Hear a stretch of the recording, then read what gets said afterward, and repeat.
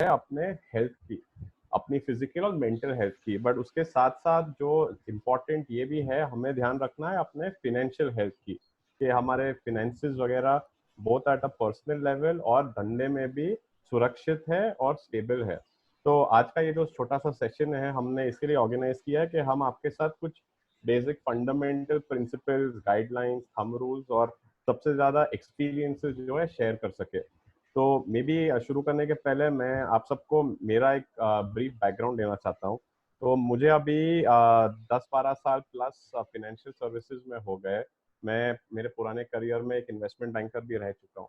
तो मैंने Price Waterhouse Coopers, Centrum Capital, Bank of America जैसी फाइनेंस कंपनीज के साथ काम किया है, लोग को फंड रेजिंग में मदद की है, कंपनीज खरीदी बेची है। उसके बाद मैंने लगभग 3 साल एक हेल्थ केयर सर्विसेज कंपनी भी चलाई है, जहाँ पे मेरी ये हेल्थ केयर सेक्टर में इंटरेस्ट और रुचि बढ़ी। और अभी मैं एक रिटेल एमएसएमई फोकस्ड एनबीएफसी जिसका नाम धनवर्षा फिनवेस्ट लिमिटेड है, उसका जॉइंट मैनेजिंग डायरेक्टर हूँ। तो हम ये कंपनी से छोटे छोटे व्यापारियों को बेसिकली लोन्स और क्रेडिट फैसिलिटीज प्रोवाइड करते हैं। So this is my quick background. You can move to the next slide and get started please.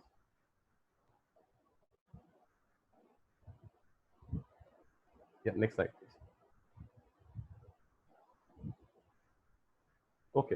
तो सबसे इम्पोर्टेंट चीज है I think to start with, हमें ये समझना है कि हम आज के तारीख में कहाँ खड़े हैं। तो जैसे मैंने कहा अभी पिछले 30-35 दिन में हमको सबसे ज्यादा जो सुनने में आता है, या न्यूज़पेपर बोलिए, टीवी बोलिए, रेडियो बोलिए, है ये पूरा कोविड-19 की जो बीमारी है उससे क्या स्थिति हो गई है, not just in the country but पूरे दुनिया में, एंड उसका इम्पैक्ट क्या है। अगर हम इसको समझने की थोड़ी ज्यादा कोशिश करें तो उसको 2-3 हिस्से में डिवाइड कर देते हैं। फर्स्टली तो हमें ये समझना है कि ये सिर्फ हमारा लोकल मुंबई का प्रॉब्लम नहीं है, दिल्ली का प्रॉब्लम नहीं है, इंडिया का प्रॉब्लम नहीं है, बट ये ग्लोबल इवेंट है। मतलब पूरे दुनिया में हमसे भी जो बड़े और ज्यादा एडवांस देशों हैं उनमें भी ये प्रॉब्लम है कोविड की, धंधे बंद है, सब घर पे बैठे हैं। तो इम्पैक्ट बहुत सालों बाद ऐसा कुछ हुआ है जिससे पूरी दुनिया रुक गई है। धंधे की बात करें तो इसमें हर प्रकार और हर शेप और साइज के बिजनेस में इम्पैक्ट आया है। किसी को ये नहीं पता है कि मेरा बिजनेस कब चालू होगा, मुझे कैश फ्लो या कि पैसे कब इसमें से जनरेट होना स्टार्ट होंगे। अगर हम सोचे कि कौन से सेक्टर सबसे ज्यादा इम्पैक्ट हुए उसमें, तो 2-3 तो बहुत ही आसान आपके तुरंत माइंड में आएंगे। आप आपका एयरलाइन ट्रैवल पकड़ लीजिए, टूरिज्म ले लीजिए, रेस्टोरेंट्स ले लीजिए, एंटरटेनमेंट, मॉल, सिनेमा वगैरह, जो भी हम नॉन असेंशियल सर्विसेज कहते हैं, इनको तो सबसे ज्यादा नुकसान हुआ है अभी, क्योंकि अभी तो पूरी तरह से बंद है। और ये जब लॉकडाउन खुलेगा भी तो इनकी एकदम तुरंत खुलने की गुंजाइश भी कम है, क्योंकि यहाँ पे पब्लिक गैदरिंग ज्यादा होता है।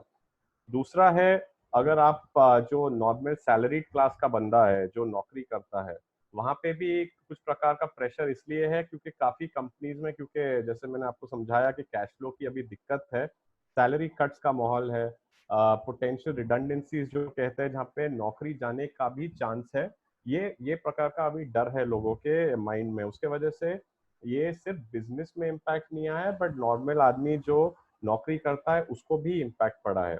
और सबसे इम्पोर्टेंट अभी ये है कि किसी को, ना कि मुझे ना कि आपको, किसी को नहीं पता कि ये पोस्ट कोविड वर्ल्ड जो अभी कहते हैं कि जब ये लॉकडाउन खत्म होगा एंड होपफुली ये बीमारी अभी जल्दी टलेगी, कि ये नया वर्ल्ड, न्यू वर्ल्ड लगेगा कैसे। सो आगे चल के थोड़ा समझते हैं कि हम ये माहौल में हमारे सेफ्टी और सिक्योरिटी के क्या क्या कर सकते हैं। Next slide please. ओके। तो अभी इसमें व्हाट इज इंटरेस्टिंग इज कि हमें ये भी देखना है कि सबसे कम इम्पैक्ट किस में आया है।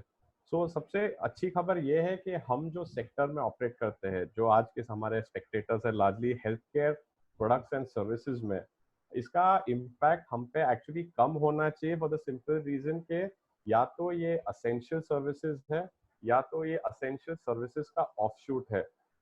ये बीमारी के वजह से एटलीस्ट एक चीज तो गारंटीड है कि लोग को अभी अपने हेल्थ, अपने वेलबींग और अपने इम्यूनिटी की बहुत ज्यादा चिंता हो गई है। तो आप इसमें बहुत सारे इनडायरेक्ट बेनिफिट्स भी देखेंगे कि अभी आपको पब्लिक थूकना रोड पे कम दिखेगा, और कोई थूकेगा भी तो 10 लोग आएंगे उसको बताने के भैया थूको मत, यहाँ पे बीमारी फैलेगी। आपका जो लॉकडाउन खुलेगा तब पब्लिक वापस जिम्स भागेगा, आपका वेट लॉस प्रोग्राम्स में एनरोल करेगा, क्योंकि 30 to 40 डेज सब घर पे बैठे हैं, खाना खा रहे हैं, मोबिलिटी बहुत कम है। तो ये सब सेक्टर्स में हमें डेफिनेटली बेनिफिट्स दिखाई देंगे। उसके अलावा जो आज भी बिजनेसेस चालू है, जैसे आपके केमिस्ट है, छोटे किराना स्टोर्स है, पैथोलॉजी लैब्स है जहाँ आपका ब्लड टेस्ट वगैरह होता है। तो एज अ फाइनेंसिंग इंस्टीट्यूशन तो हम लोग एक्चुअली ये सेक्टर्स में अभी ज़्यादा फोकस के साथ फंडिंग करते हैं। दूसरे टाइप के लोग हैं जिनके सेफ जॉब्स है, जो बड़ी बड़ी कंपनियों के लिए काम करते हैं। भले सैलरी में शायद थोड़ी रिडक्शन हुई होगी, बट एटलीस्ट ये एक सुकून है कि कुछ ना कुछ तो मुझे हर महीने मिल रहा है, उसके वजह से मेरे हाउस होल्ड एक्सपेंसेस मीट हो रहे हैं, मेरी गाड़ी चल रही है। मेरे हिसाब से हम सब के लिए what is important now is के हम लोग एटलीस्ट जो फॉर एग्जांपल हमारे सप्लीमेंटेशन कंपनीज वगैरह है, परफॉर्मेंस प्रोडक्ट्स पे तो फोकस करना ही है, बट उससे ज्यादा जैसे फार्मग्रेड जैसा पोर्टफोलियो है जो एकदम न्यूट्रास्यूटिकल्स फोकस्ड है, राइट, वहां पे फोकस देना ज्यादा जरूरी है। बिकॉज मोस्ट पीपल अभी उनका अवेयरनेस के मुझे मेरे इम्यून सिस्टम पे ज्यादा फोकस करना है बढ़ेगा, एंड मुझे ये प्रोडक्ट्स के पोटेंशियल में ज्यादा दम दिखता है। इनफैक्ट मैंने यहाँ पे डंजो का सर्विस जो है, यहाँ पे वो लोग आके पिकअप करके डिलीवर करते हैं छोटे छोटे माइक्रो आउटलेट से, लिखा है क्योंकि बीच में हम एक्चुअली कोई दवाई ऑर्डर कर रहे थे हमारे डॉक्टर से, जिसका छोटा सा क्लिनिक है सेंटा क्रूज में। तो उन्होंने भी डंजो के साथ टाई अप करके हमें ये दवाइयाँ डिलीवर करवा दी। तो आपके बिजनेस में भी भले दुकान बंद है, बट एटलीस्ट अगर हमारे पास कुछ स्टॉक का एक्सेस वगैरह है, हम इसको डिलीवर करवा सकते हैं। तो ऐसे टाई अप्स परस्यू करके हमें ये देखना है कि हमारा सप्लाई चेन कैसे अनइंटरप्टेड चल सकता है। एंड द लास्ट कैटेगरी जो नीचे बोल्ड में है, जिसको सबसे कम इम्पैक्ट आएगा, वो इंसान है जिसने आगे देख के अपना थोड़ा पैसा सेव करके रखा है कि अभी 30 दिन, 60 दिन, 40 दिन जो भी है, जब मुझे पैसों की जरूरत है, जब मेरे धंधे से पैसा नहीं आ रहा है, जब शायद मेरी नौकरी से पैसा कमा रहा है, मेरी गाड़ी चल रही है, मैं उसमें से निकाल के मेरा खर्चा मैनेज कर सकता हूँ। Next slide. तो अभी करंट ऑडियंस जो है, जो हम आज सब इकट्ठा हुए हैं, हमें क्या क्या चीज़ों के ऊपर ध्यान रखना है।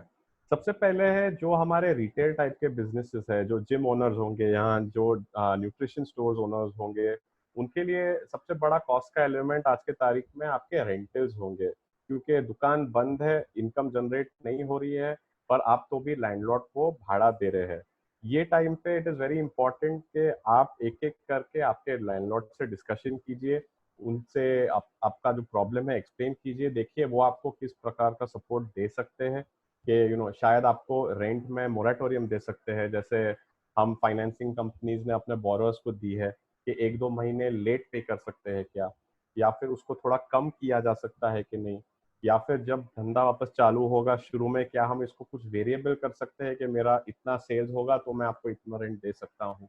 तो ये ऑप्शंस आपको एक्सप्लोर करने चाहिए कि आपका जो फिक्स कॉस्ट है वो धंधा जब कम है कैसे आप मैनेज कर सकते हो। हमारे ये सेक्टर में जो रिकवरी भी होगी, ये हम जो चेन रिएक्शन कहते हैं, इस तरह से होगी, क्योंकि ये एक साइकिल जैसा है अगर आप समझे तो। सबसे पहले आपके जिम्स जब खुलेंगे तब खुलेंगे, जिम्स रीस्टार्ट होंगी तो हमारे जो ट्रेनर भाई लोग हैं सब, उनको वापस अपने क्लाइंट्स के साथ काम करने का चांस मिलेगा। एक बार वो एक्टिविटी रीस्टार्ट होगी, तब वापस प्रोडक्ट्स के लिए डिमांड आएगा, विच बेसिकली मीन्स के जो रिटेलर्स है बोथ ऑफलाइन एंड ऑनलाइन, उनको प्रोडक्ट्स में वापस डिमांड में अपटिक दिखेगा। एंड लास्टली जब रिटेलर्स को डिमांड आएगा तब डिस्ट्रीब्यूटर्स को वापस ऑर्डर्स आना चालू होंगे। तो ये टाइम पे बहुत इंपॉर्टेंट है कि ना कि अगर जब जिम ओनर्स है तो मैं सिर्फ मेरे दूसरे जो जिम ओनर भाई लोग हैं उनसे ही बात करूंगा, अगर मैं डिस्ट्रीब्यूटर हूँ तो सिर्फ दूसरे डिस्ट्रीब्यूटर से बात करूंगा। सबको एक दूसरे के साथ काम करके, बात करके, एक दूसरे के प्रॉब्लम समझ के सपोर्ट देना पड़ेगा, प्रोडक्ट सप्लाई में, बिलिंग में, इनवॉइसिंग में, पेमेंट कलेक्शन में, ताकि सबकी गाड़ी इवेंचुअली चालू हो जाए। एंड लॉकडाउन खुलने के बाद मे बी 3-6 महीने में हम लोग सब एक नॉर्मल स्टेबल पोजीशन पे पहुंच जाए। और मैं वापस एक बार हाईलाइट करना चाहता हूँ कि मेरे हिसाब से health care will be a massive opportunity, एक बहुत ही बड़ा और बहुत ही बढ़िया मौका होगा पोस्ट लॉकडाउन, स्पेशली ये कैटेगरीज में जो वेट लॉस है, इम्यूनिटी बूस्टिंग रिलेटेड प्रोडक्ट्स है, जो फिटनेस रिलेटेड एक्टिविटीज है, आप जुम्बा बोलिए, पिलाटेस बोलिए, योगा बोलिए, कुछ भी बोलिए, ये सब एरियाज में मुझे लगता है कि बहुत बड़ा अपस्विंग आएगा लॉकडाउन खुलने के बाद। Next side.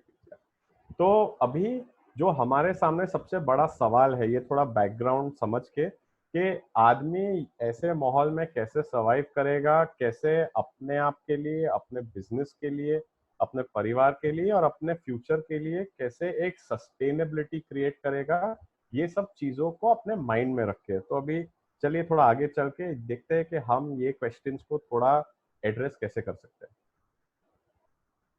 ओके, तो ये तो सबसे फंडामेंटल सवाल है हम सबके लिए कि हमें इन्वेस्ट या हमें सेव क्यों करना चाहिए। तो अच्छी बात यह है कि इंडिया एज अ कंट्री हमेशा एक सेविंग्स ओरिएंटेड इकोनॉमी रही है।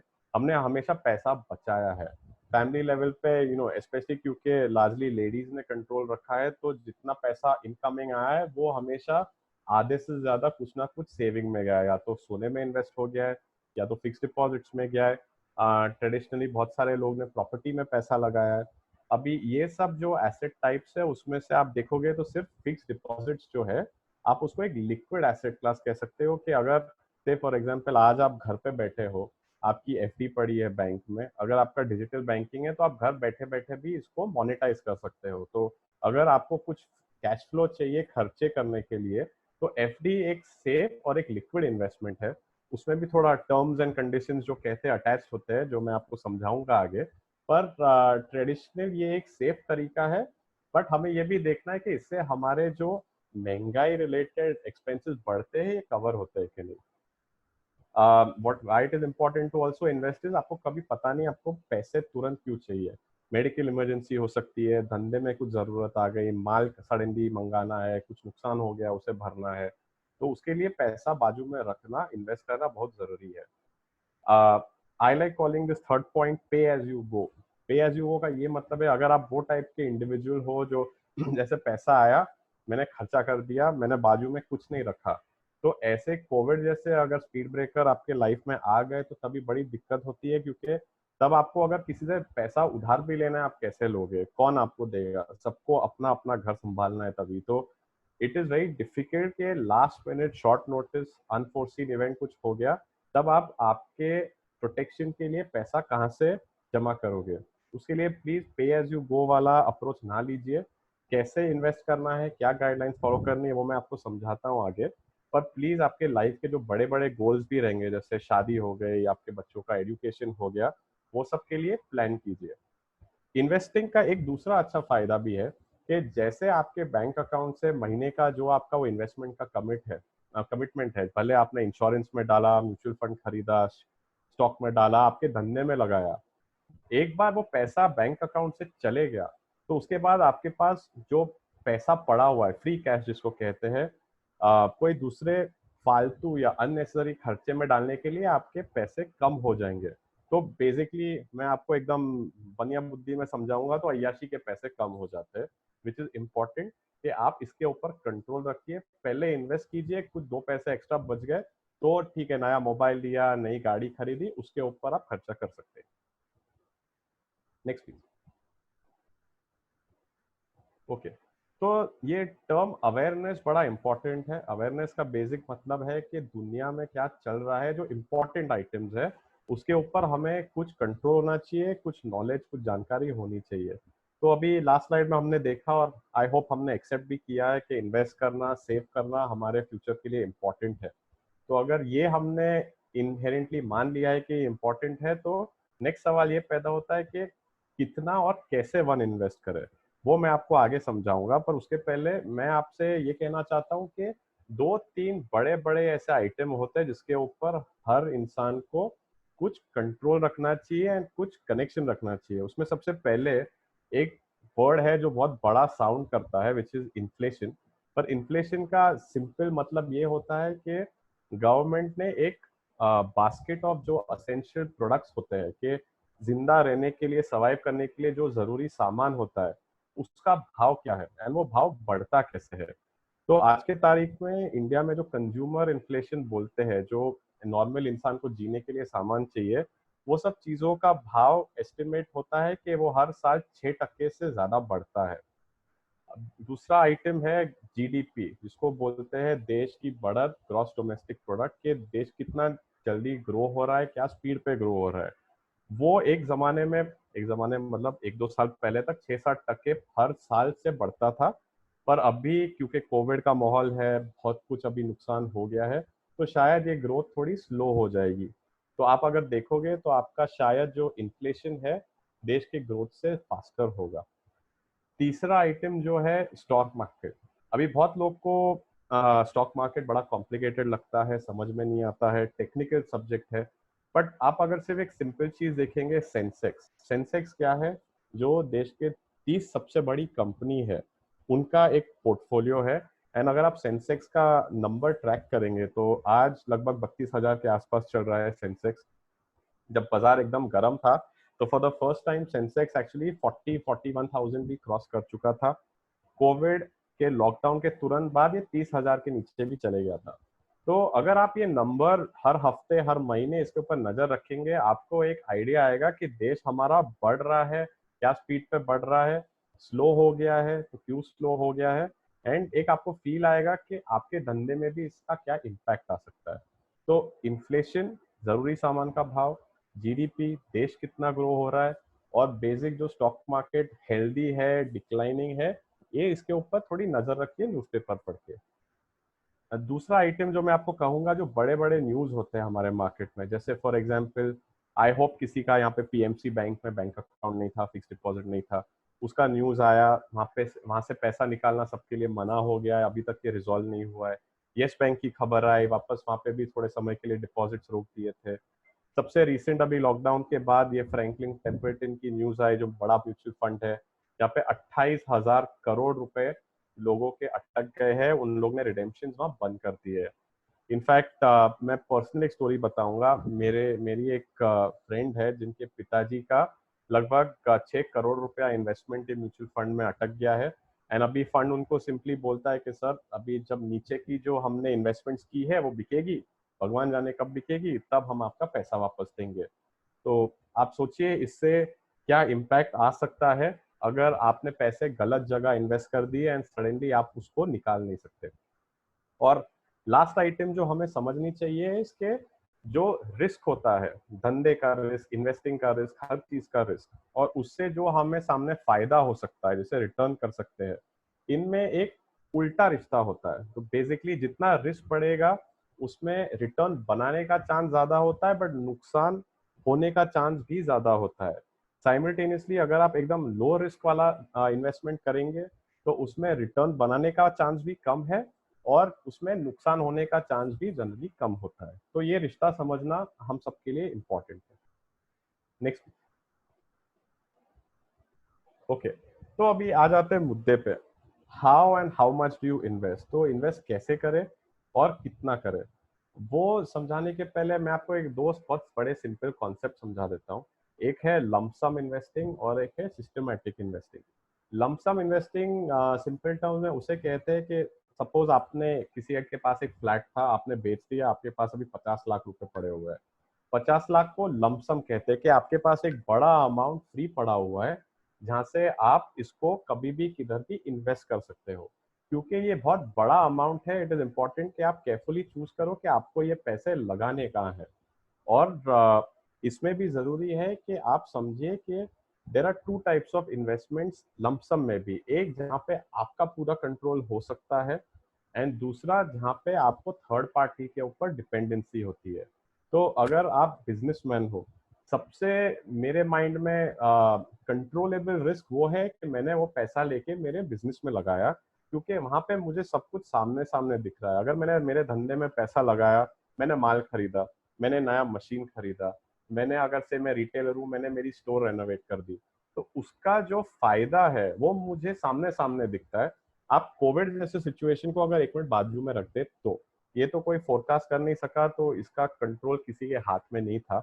पर मैं जनरली बात कर रहा हूँ कि इट इज इम्पोर्टेंट कि आप ज्यादा कमिटमेंट वहां लगाइए जहां पे आपका कंट्रोल हो। At the same time business में रिस्क होता है, फायदा नुकसान होता है, तो उसके लिए आप थोड़ा सा लमसम पैसा एटलीस्ट सेफ इंस्ट्रूमेंट, जैसे हमारे जो फिक्स डिपॉजिट्स हो गए, अपने बड़े सरकारी बैंक में पार्क किए, या HDFC, ICICI जैसे जो अच्छे बड़े पुराने बैंक से वहां लगाए, आपने थोड़ा पैसा वहां भी सेव कर दिया कि कभी भी आपको पैसों की जरूरत पड़ी तो आप उसको वहां से एक्सेस कर सकते हैं। धंधे में आपको फायदा 10%, 15%, 20%, 50% से ज्यादा भी साल का हो सकता है। नुकसान भी हो सकता है, वो रिस्क है।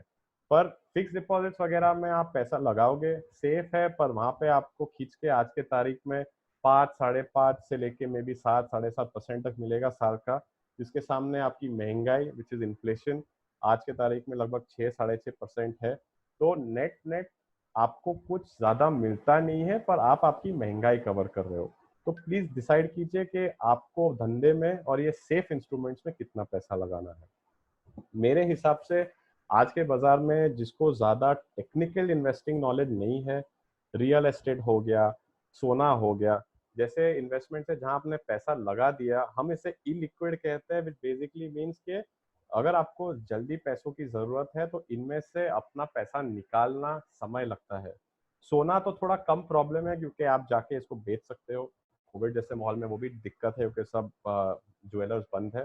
पर रियल एस्टेट आपके पास फ्लैट है स्पेयर में, आप उसको कैसे बेचोगे? आपको उसको आपको रिटर्न कैसे मिलेगा उसके ऊपर? प्रॉपर्टी प्राइसेस आप गिनोगे पिछले 4, 5 साल में प्रैक्टिकली हर शहर में हर एरिया में स्टैग्नेंट हो गए। आज आप आपका फ्लैट भाड़े पे चढ़ाओगे, आपको उसको उसके ऊपर रेंटल ईल्ड जो कहते हैं 2-3% साल से ज्यादा मिलता नहीं है। आपके पास दुकान है, आपने भाड़े पे चढ़ाई, वो भी आपको मुश्किल से 6-7% मिलेगा उसके ऊपर। तो मेरे हिसाब से अगर आपके पास लिमिटेड पैसा इन्वेस्ट करने के लिए, तो इलिक्विड जो कहते हैं एसेट क्लासेस में पैसा ना लगाइए, सेफ लिक्विड इंस्ट्रूमेंट्स में लगाइए जहां से आप पैसा जल्दी निकाल सकते हो। एंड जो धंधे वाले लोग हैं उनको तो बिजनेस में लगाना जायज है क्योंकि वहां पे आपका बिजनेस ग्रो हो सकता है एंड आपका रिटर्न का पोटेंशियल ज्यादा है। Next please. तो ये आई थिंक मेरे प्रेजेंटेशन का सबसे इम्पोर्टेंट स्लाइड है, जो मैं आपको समझा रहा था रिस्क और जो फायदा है उसमें रिलेशनशिप क्या होता है। तो बेसिक हम अगर low risk to high risk के स्केल पे जाएंगे, मेरे हिसाब से सबसे इम्पोर्टेंट तो for a businessman is business में भरोसा रखो, उसमें पैसा लगाओ, सिस्टमैटिकली समझ के पैसा लगाइए क्योंकि वहां आपका पूरा कंट्रोल है। स्टॉक में लगाया तो आपको सामने सामने दिखेगा। एंड मेरी ये एडवाइस है कि ऐसे माहौल में please work only with large reliable stable group, जहां आपको पता है कि देर सवेर आपका इन्वेस्टमेंट, आपका रिलेशनशिप, आपका पैसा सेफ है। वो ग्रुप जिन्होंने हिस्टोरिकली भी आपको सपोर्ट किया है, जो आपको एक स्टेबल रिटर्न वाला मॉडल दे सकते हैं, जहाँ पे आपको पता है कि मैं अगर 100 रुपए लगाऊंगा तो मुझे 110 रुपए, 105 रुपए, 108 रुपए इतना तो घर लेके जाने मिलेगा। वो बहुत जरूरी है क्योंकि ये टाइम पे जो आपके पीछे खड़ा है उसी का वैल्यू है, उसी का इम्पोर्टेंस है, क्योंकि खराब टाइम में जो सपोर्ट दे सकता है वो ही सबसे वैल्यूएबल पार्टनर होता है। तो मेरे हिसाब से अपना धंधा तो इन्वेस्ट करते रहिए, बहुत जरूरी है। दूसरा जो लो रिस्क है, आपका जो बैंक अकाउंट है, सेविंग्स और करंट अकाउंट। सेविंग्स अकाउंट में आपको 4-5% जितना मिलता है साल का, जो आपके इन्फ्लेशन से भी कम है। तो सेविंग्स अकाउंट में पैसा फालतू रख के कोई मतलब नहीं है। करंट अकाउंट जो धंधे का अकाउंट होता है, वहां तो पैसा फ्री बिल्कुल रखना नहीं चाहिए, क्योंकि मे बी आप सबको पता होगा, बट जिनको नहीं पता है, करंट अकाउंट पे आपको ब्याज जीरो छूटता है पूरे साल का, जीरो। तो बैंक आपके पैसे पे पैसा बनाती है, आप इस पे बिल्कुल पैसा नहीं बनाते हो। तो अपार्ट फ्रॉम आपको जो बेसिक खर्चों के लिए 1 हफ्ते के लिए 2 हफ्ते के लिए पैसा चाहिए, उसके अलावा करंट अकाउंट में कभी फ्री पैसा मत रहने देना। एफडी फिक्स डिपॉजिट्स तो मैंने आपको पहले स्लाइड में डिस्कस करके समझा दिया था। एक प्रोपोर्शन इसमें जरूर रखिए कि आपको अभी पैसों की जरूरत पड़ी तो आप यहाँ से निकाल सकते हो, but please choose the bank wisely. बड़े नामों में पैसा लगाइए जहां आपको पता है कि आपका पैसा सेफ है, भले 1-2 टका कम आए, कोई प्रॉब्लम नहीं है। गोल्ड सोना बहुत ही इंपॉर्टेंट कैटेगरी है इंडिया में। अभी तो और भी अच्छा हो गया है, गोल्ड आप डायरेक्टली भी खरीद सकते हो, घर पे रख सकते हो, लॉकर में रख सकते हो। अभी बहुत सारे म्यूचुअल फंड ने गोल्ड स्कीम्स भी लॉन्च की है जहाँ पे वो लोग गोल्ड खरीदते हैं, आप उसके यूनिट्स खरीदो, एंड आपको अगर कभी पैसों की जरूरत पड़ी तो आप इसको लिटरली 2 दिन के नोटिस में बेच सकते, आपका पैसा रिकवर कर सकते हो। मैं सिर्फ देख रहा था क्योंकि मैंने खुद भी लगाया है इसमें गोल्ड फंड्स में, तो पिछले 5 साल में अच्छे खासे रिटर्न्स आए उसमें, तो आप वो भी कंसिडर कर सकते हो। लो रिस्क में इंश्योरेंस वापस बहुत ही इंपॉर्टेंट कैटेगरी है। मोस्टली इंडिया में सबने एलआईसी में पैसा लगाया है। LIC is what we call endowment, जो इसका मतलब ये है कि एक सर्टेन एज के बाद या इंसान की मृत्यु के बाद आपको पैसा वापस आना स्टार्ट होता है। तो ये एंडाउमेंट है, हमने ज़्यादा करके तो इसी में लगाया है। पब्लिक को कम पता है what is called term insurance. Term insurance का सिंपल मतलब ये है कि अगर आपको आपके फैमिली को प्रोटेक्ट करना है, इन केस आपको सडनली कुछ हो गया, आपकी मौत हो गई, तो उसके बाद एक बड़ा अमाउंट आपकी फैमिली को वापस आता है। तो सिंपल एग्जांपल इज, अगर आपको आपकी लाइफ लगभग 1 करोड़ रुपए से कवर करनी है, तो आपको साल का प्रीमियम, डिपेंड आपने कहाँ से लिया, 12 से 15 हजार रुपए तक आता है। तो आप ऐसा सोचिए कि लगभग 1000 रुपये महीने में आपकी फैमिली को करोड़ रुपया कवर मिल सकता है, इन केस अगर आपको कुछ हो गया तो। क्योंकि आपको कुछ होने के बाद आपके जो लोन्स है, लायबिलिटीज है, धंधे के दूसरे पेमेंट्स है, आपकी फैमिली कैसे पे करेगी? तो ये कवर उनको देना बहुत इंपॉर्टेंट है। तो मैं सबको अर्ज करूंगा कि ये टॉपिक पे थोड़ा और रिसर्च करें, एंड अगर आपको जायज लगे तो ये कवर जरूर लीजिए। मीडियम रिस्क में अब मेरे हिसाब से जो मैंने आपको पहले समझाया है, रियल एस्टेट, क्योंकि भाव एकदम घट गए हैं, लिक्विडिटी बाजार में है नहीं, तो अभी ये थोड़ा रिस्कियर बेट है। म्यूचुअल फंड्स दूसरा एक अच्छा कैटेगरी है, स्पेशली उन लोग के लिए जिनको डायरेक्ट इन्वेस्टिंग, स्टॉक मार्केट वगैरह समझ में नहीं आता। यहाँ पे आप एक मैनेजर को पैसा दे रहे हो जो आपके बिहाफ पे आपके रिस्क एपिटाइट के हिसाब से आपके लिए पैसा लगा के रिटर्न्स क्रिएट करता है। तो आप वैसा सोचिए कि जैसे आपके ऑफिस में आपके पास मैनेजर है जो आपका धंधा संभालता है, यहाँ पे म्यूचुअल फंड का जो मैनेजर है वो आपके लिए आपका पैसा संभाल रहा है। तो अगर आपको इक्विटी का रिस्क लेना है, विच इज ज्यादा रिस्क, तो आप इक्विटी फंड में लगाइए। आपको कम रिस्क लेना है तो डेट वाले फंड में लगाइए। गोल्ड फंड एक ऑप्शन है। तो इसमें भी अलग अलग प्रकार के म्यूचुअल फंड्स होते हैं। इसमें भी जैसे एफडी का मैंने आपको समझाया, प्लीज अच्छे नामों के साथ काम कीजिए, बड़े लोग के साथ काम कीजिए। 1-2 टका ज्यादा कमाने के लिए जहाँ पे आपको कंफर्ट नहीं है, जो आपने नाम सुने नहीं है, प्लीज उनके साथ काम ना करें। अभी लास्ट हो गया high risk stock. High risk का जो कैटेगरी है उसमें तो स्टॉक मार्केट डायरेक्टली जिसको पैसा लगाना है उसको नॉलेज अच्छी होनी चाहिए, क्योंकि आपका बहुत पैसा बन सकता है पर आपका पैसा जीरो भी हो सकता है। तो जिसको मार्केट का ज़्यादा नॉलेज नहीं है, मेरे हिसाब से उसको स्टॉक्स में डायरेक्टली नहीं लगाना चाहिए। और हम सबका फेवरेट, क्योंकि यहाँ ज़्यादा बिजनेसमैन होंगे, प्राइवेट लेंडिंग जिसको बोलते हैं ब्याज पे पैसा घुमाना। तो ये सालों साल इंडिया में ये बहुत बड़ा मार्केट चला है, पर मैं ये एनवायरनमेंट में आपको अर्ज करूंगा कि इसमें ज़्यादा ना खेलिए। भले आपने दिखा पड़ी की है, आपके पास पीढ़ी सी पड़ा है, बाकी आपने किसी को कैश में दिया है, जो भी है, प्लीज़ इसमें अभी ज़्यादा मत खेलिए। क्योंकि अगर आपका लिखा पढ़ी नहीं है तो आप पैसा तो बिल्कुल नहीं निकाल सकते। अगर आपका लिखा पढ़ी है तो भी आप जब तक इसका चेक बाउंसिंग का केस फाइल करोगे, कोर्ट जाओगे, आपको 4 साल लगेंगे शायद जजमेंट आने में। तो मेरे हिसाब से किसी के पास उतना समय नहीं है, किसी के पास उतना बैंडविड्थ नहीं है, एंड ये सब एक्सपेंसिव मामले हैं, तो इसमें ना पड़िए। अभी लो रिस्क, और अगर आपको चाहिए तो मीडियम रिस्क में खेलिए, हाई रिस्क में हाथ ना डालिए। तो माय लास्ट क्वेश्चन इज इसमें ये स्लाइड में कि कंट्रोल इन्वेस्टमेंट्स करने चाहिए या पैसिव इन्वेस्टमेंट्स करने चाहिए? कंट्रोल मतलब धंधे में पैसा डालना, पैसिव मतलब बाकी एफडी हो गया, सोना हो गया, म्यूचुअल फंड्स हो गया, उसमें डालना। मेरे हिसाब से दोनों में करना चाहिए, बट एक बैलेंस रखना चाहिए। Next slide. अभी ये कुछ मेरे हिसाब से बेसिक गाइडलाइंस है। एसआईपी या जो सिस्टमैटिक इन्वेस्टिंग है, जो आपके पास फ्री पैसा पड़ा हुआ है, वो मेरे हिसाब से जो फर्स्ट टाइमर्स है या जिनको ज़्यादा नॉलेज, टेक्निकल नॉलेज नहीं है, उनके लिए ये बेटर है कि हर महीने मैं मेरे जो फ्री पैसे पड़े उसमें से थोड़ा थोड़ा पैसा इन्वेस्ट कर रहा हूँ। क्योंकि आप अच्छे मार्केट में भी ये पैसा लगा रहे हो, बुरे मार्केट में भी आप पैसा लगा रहे हो, तो आपको एक एवरेज रिटर्न अच्छी तरह से मिलेगा। I can't emphasise more, but अपने बिजनेस में पैसा लगाना तो रिलेटिवली सेफ ही होता है, क्योंकि आपके कंट्रोल में है। And again I will urge you, बड़े ग्रुप्स के साथ काम कीजिए, ट्रस्टेड ग्रुप्स के साथ काम कीजिए, जहाँ पे आपको एक सेफ्टी है कि डिफॉल्ट नहीं होगा, एंड बुरे दिनों में आपको एक सपोर्ट मिलेगा। मेरा बेसिक थंब रूल है कि हर महीने, भले आप सैलरी कमा रहे हो या आपको धंधे से पैसा आ रहा है, 10 से 20% टैक्स काटने के बाद जो कैश बचता है, उतना आपको मिनिमम कुछ ना कुछ इन्वेस्टमेंट करना चाहिए। फिक्स डिपॉजिट हो, सोना हो, म्यूचुअल फंड हो, कुछ भी हो। अगेन, ये 10 से 20% को भी आप लगभग 50-50 या 60-40 डिवाइड कर सकते हो। पहला जो सेफ प्रोडक्ट्स है, एफडी, इंश्योरेंस, म्यूचुअल फंड्स वगैरह, एंड बाकी जो है थोड़ा आप रिस्कियर कॉल ले सकते हो, क्योंकि जैसे मैंने आपको समझाया कि रिस्क, जितना रिस्क ज्यादा होगा उतना रिटर्न का भी पोटेंशियल ज्यादा है, पर आपको इसको बैलेंस करना होगा। Next please. और ये है कंक्लूजन, ये मेरा मैजिक मंत्र है, फर्स्ट लाइन, कि ऐसे माहौल में return of capital is much more important then return on capital. इसका बहुत सिंपल मतलब ये है कि पैसे पे पैसा बनाना सबको है, पर ऐसे डिफिकल्ट टाइम पे मेरा पैसा वापस आना वो ज्यादा जरूरी है। बहुत सारे लोग ने बहुत सारी गलत स्कीमों में पैसा लगाया, थिंकिंग अरे बॉस एफडी में तो 60% मिलता है, यहाँ तो बॉस अपना 10 बनेगा। 10 के चक्कर में जो मेरा 100 था जो मैंने लगाया था वो भी घर नहीं आया। तो आपसे ब्याज गिनते रहे, जो पैसा लगा था वो भी डूब गया। तो प्लीज रिमेंबर, डिफिकल्ट टाइम्स में return of capital is more important then return on capital.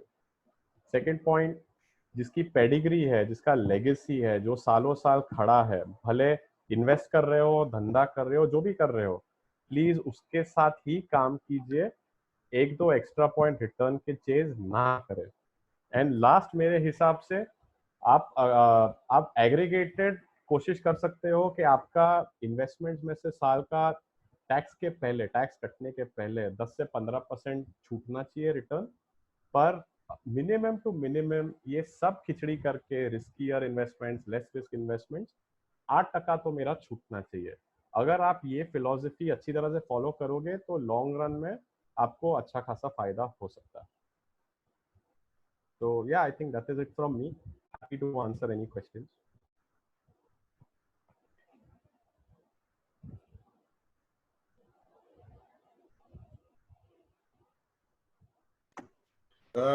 Hi, good evening all. Anybody who wants to ask question can write in the chat box. किसी को भी कोई क्वेश्चन पूछना हो, किसी का कोई सवाल हो, वो चैट बॉक्स में लिख सकता है. So Karan sir would be happy to answer all your questions. And maybe as a follow up session at some point मैं आपके साथ शेयर स्क्रीन करके आपको एक्चुअली बेसिक मनी कंट्रोल वगैरह पे रिसर्च कैसे करते हैं फ्री इंफॉर्मेशन के साथ, वो मैं आपको दिखाऊंगा। मैंने एक, हाँ जी, सॉरी समीश, सर आप कंप्लीट कर लीजिए सर। आई थिंक मैंने एक सवाल पॉपअप होते हुए देखा। हाँ, मैं उसी के लिए वही पूछ रहा था मैं बस। Thank you, you seen it right. So somebody has asked कि हमें कैसे पता चलेगा कौन सा म्यूचुअल फंड अच्छा है, राइट? तो इसमें थोड़ा बेसिक रिसर्च करने की कैपेबिलिटी होनी चाहिए कि मैं, बहुत सारे फ्री सोर्सेज ऑफ इंफॉर्मेशन है, जैसे मनी कंट्रोल हो गया, गूगल फाइनेंस हो गया। अगर आप वो वेबसाइट्स पे जाके, and in the next session में आपको दिखाऊंगा भी कि ये कैसे करते हैं बहुत सिंपल तरीके से। अगर आप म्यूचुअल फंड्स के कैटेगरी में जाओगे, वहां पे वो आपको वापस फिल्टर्स में पूछेगा कि आपको कैसे टाइप के म्यूचुअल फंड में लगाना है, इक्विटी फंड में लगाना है, डेट फंड में लगाना है, आपको गोल्ड फंड में लगाना है। तो आप एक बार कैटेगरी सिलेक्ट करेंगे, आपको एक बड़ी लंबी चौड़ी लिस्ट मिलेगी बहुत सारे फंड्स की, और वो आपको परफॉर्मेंस भी देगा कि अगर HDFC का ये फंड है, DSP का ये फंड है, तो फिर कैसे 1 साल का, 2 साल का, 3 साल का, 5 साल का इसका रिटर्न रहा है, which basically means परफॉर्मेंस कैसे रहा है, एंड हर फंड में AUM, एसेट्स अंडर मैनेजमेंट के पब्लिक का कितना पैसा लगा हुआ है।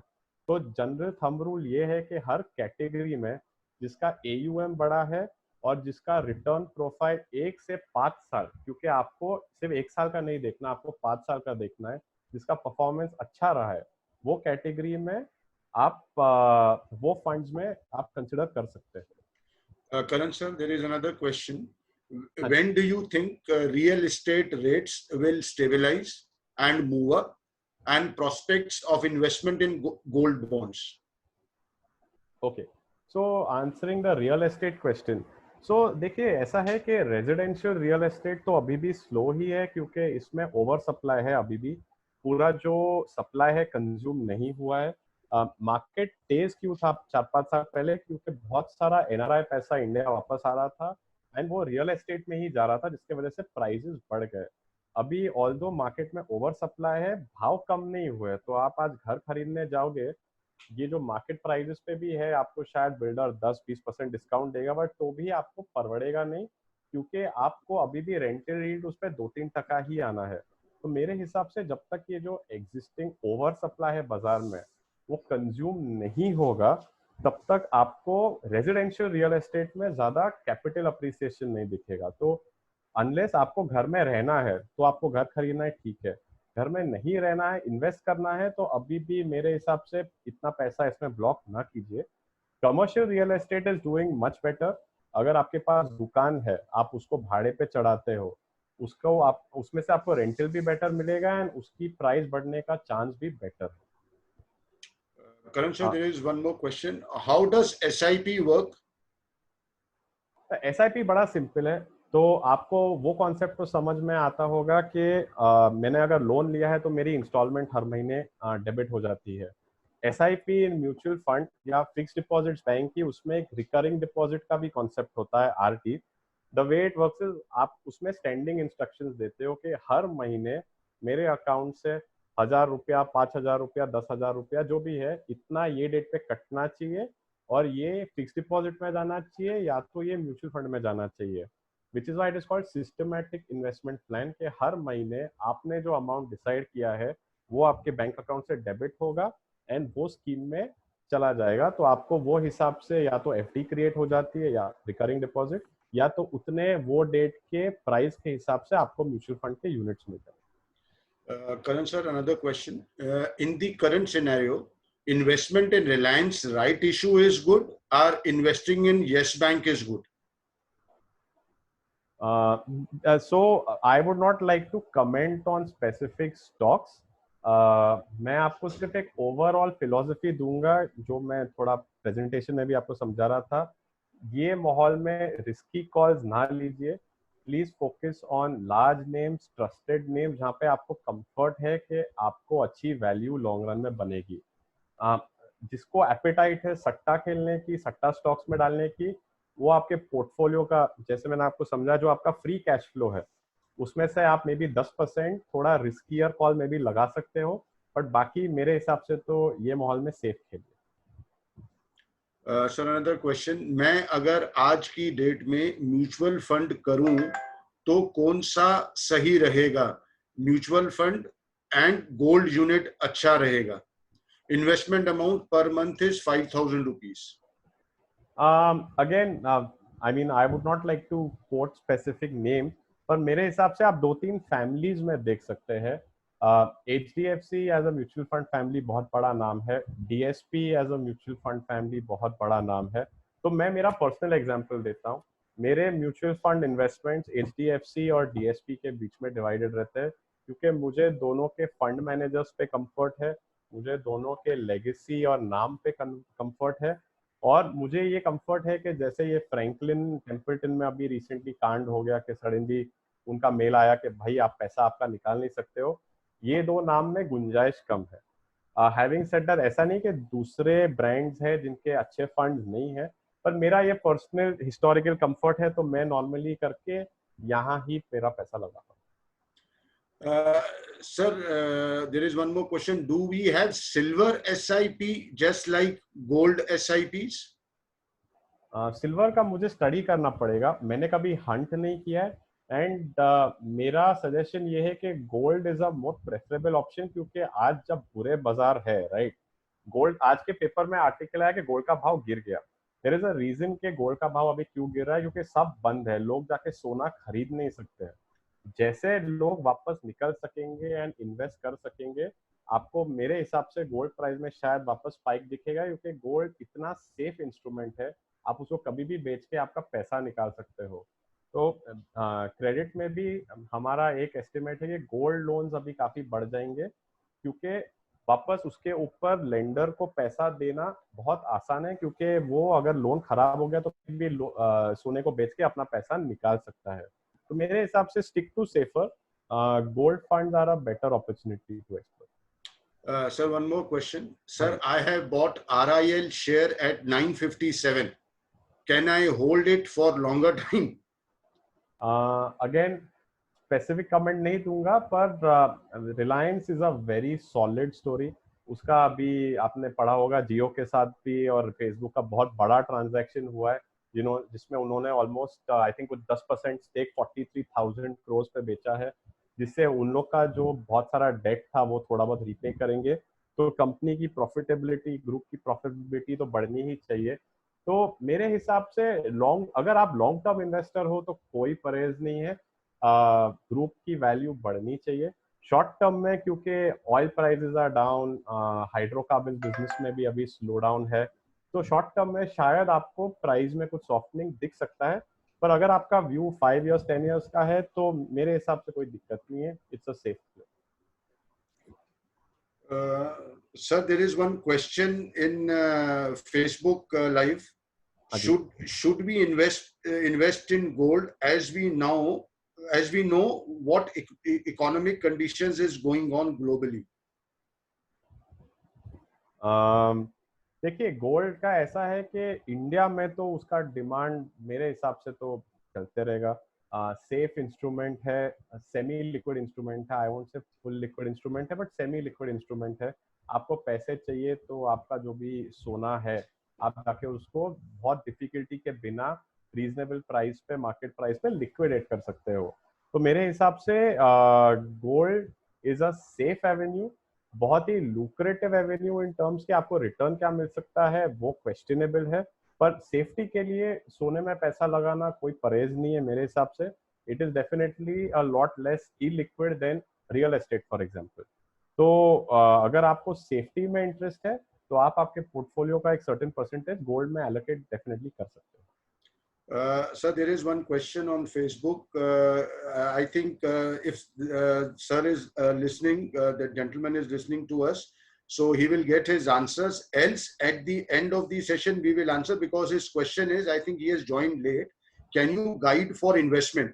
So I think we'll park his questions because there are other questions which you will answer. He will get his answers from those questions as well. Sure. Sir, the next question is, can you throw some light in investment in overseas market like Dow Jones? तो देखिए, direct investing in foreign markets तो possible नहीं है हमारे लिए, I mean unless you are a very sophisticated investor. But मैं आपको मेरा एग्जांपल बताता हूँ। So for example like I told you, मैं नॉर्मली HDFC और DSP म्यूचुअल फंड फैमिलीज में इन्वेस्ट करता हूँ। तो DSP स्पेसिफिकली का एक प्रोडक्ट है which is called Indo US mutual fund या कुछ तो ऐसा नाम है। बेसिकली वो आपका पैसा 2 स्कीम में लगाता है एंड मैं इसमें पर्सनली SIP करता हूँ। एक तो India small cap fund companies खरीदता है, जो छोटी कंपनीज है लिस्टेड पर जहाँ पे ग्रोथ पोटेंशियल फास्ट है। तो ये रिस्कियर इन्वेस्टमेंट है। तो अगर बाजार बढ़ा तो ये बहुत जल्दी बढ़ते हैं, अगर बाजार घटा तो ये बहुत जल्दी टूटते हैं। पैरेलल में ये फंड US कंपनीज में भी इन्वेस्ट करता है। तो आपको दोनों का एक फ्लेवर मिलता है without you having to think कि भाई मुझे वहां पे कौन से कंपनी में पैसा लगाना है। अगेन इसमें क्योंकि Indian investment and US investment साथ में होती है, तो जो रुपी अप्रिसिएशन एंड डेप्रिसिएशन वाला भी एंगल है वो आपको एक सेट ऑफ या ट्रेड ऑफ मिलता है। तो जिसने भी ये सवाल पूछा है, आई वुड रिक्वेस्ट यू, आप DSP म्यूचुअल फंड के वेबसाइट पे जाइए एंड उसका जो इंडो US वाला प्रोडक्ट है आप उसमें थोड़ा रिसर्च कर सकते हो। अगर आपको पसंद आए तो आप उस पर कॉल ले सकते हो। Sir, one more question. What is NPS? Sir, NPS is basically जो पेंशन स्कीम है which is a tax exempt product, वो है। तो फॉर एग्जांपल मेरे कंपनी में जो हम सबको तनख्वाह मिलती है उसमें से सर्टेन प्रपोर्शन एवरी मंथ हम लोग वॉलेंटरली NPS यूनिट्स में डाल देते हैं। अगर आपने NPS खरीदी, अंडरलाइंग उसका इक्विटी वाला ही फ्लेवर होता है, पर आगे चल के after a certain lock in period आपको जो उसके ऊपर रिटर्न्स मिलते हैं उसमें आपको कुछ टैक्स रिलीफ मिलता है। तो पहले पब्लिक सिर्फ PF में पैसा डालती थी, अभी लोग प्रोविडेंट फंड एंड ये NPS स्कीम्स में भी डालते हैं। तो आप NPS कर सकते हो, आप जो टैक्स सेवर म्यूचुअल फंड से कर सकते हो। तो essentially these are all products जो long term retirement planning, pension planning के लिए अच्छे हैं। Any other questions, please?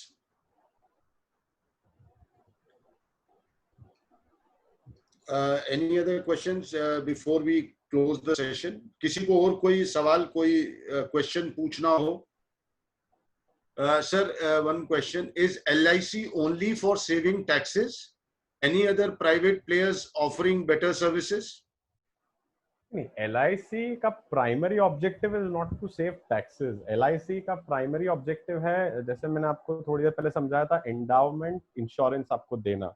It basically means के आप आज से एक सर्टेन एज तक, मे बी 55-60 जो भी है, तक आपका प्रीमियम कटते रहेगा।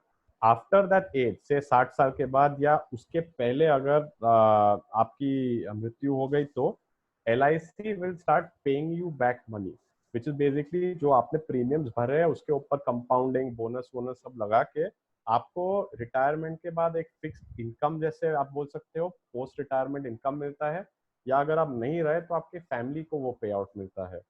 Now because LIC investments are considered under tax exemptions under certain sections of the income tax act, तो जो भी तनख्वाही वाला इंसान होता है वो LIC में पैसा लगा के फिर उसके प्रीमियम रिसीट्स देके टैक्स एग्जेम्पशन क्लेम करता है। Now LIC is one of those avenues. Mediclaim का भी जो रिसीट होता है आप वो भी क्लेम कर सकते हो। आपने जो टैक्स सेवर म्यूचुअल फंड्स में पैसा लगाया है आप वो भी क्लेम कर सकते हो। तो इट डिपेंड्स के आपको रिस्क कितना लेना है। Tax saver mutual fund again उसका अंडरलाइंग इंस्ट्रूमेंट पार्ट इक्विटी होता है, शायद थोड़ा डेट भी हो सकता है। वो आपका 5 साल का मिनिमम व्यू आपको रखना पड़ेगा, तब जाके आपको उसमें से रिटर्न दिखेगा। तो LIC छोड़ के भी, टू आंसर योर क्वेश्चन, लंबा चौड़ा आंसर था but to answer your question, LIC छोड़ के भी दूसरे इंस्ट्रूमेंट्स है जिससे आपको टैक्स एग्जेम्पशन क्लेम करने में आपको बेनिफिट मिलेगा। Sir, one more question. हाँ, What prices you see for gold and silver in next 5 years? Sir I mean I would not like to speculate. मैं आपको गोल्ड का, सिल्वर तो आई डोंट ट्रैक, तो सिल्वर में कुछ comment करूंगा नहीं, बट गोल्ड में आपको एक एग्जांपल देता हूँ। अगर आप देखोगे on a per gram basis over the last 5 years लगभग 75% का उसमें एब्सोल्यूट इंक्रीज आया है, विच बेसिकली मीन्स अगर आप उसको 4-5 साल के टाइमलाइन से डिवाइड करोगे, एवरेज पर ईयर 14 to 15% उसके वैल्यू में ग्रोथ हुई है, which is a good growth. अभी यहाँ से वो आगे 5 साल सस्टेनेबल है कि नहीं, like I said at the start, ये जो पोस्ट कोविड वर्ल्ड है वो कैसे होगा, लोग का रिस्क एपेटाइट कितना जल्दी वापस आएगा नहीं आएगा, इज अ क्वेश्चन मार्क। मेरे हिसाब से 1-2 साल आगे चल के तो बहुत डिमांड होगा, उसके बाद वापस जैसे लोग की रिस्क एपेटाइट आएगी, वापस रियल एस्टेट खरीदेंगे, स्टॉक मार्केट में पैसा लगाएंगे, तो गोल्ड का एलोकेशन शायद वापस थोड़ा कम होगा। तो after people can start buying gold again, short term में you may see a rise, उसके बाद शायद वापस थोड़ा स्टेबलाइज होना चालू हो जाएगा। Any other? We close our session. I think Karan sir, we are through with the questions. Karan sir, thank you very much for the wonderful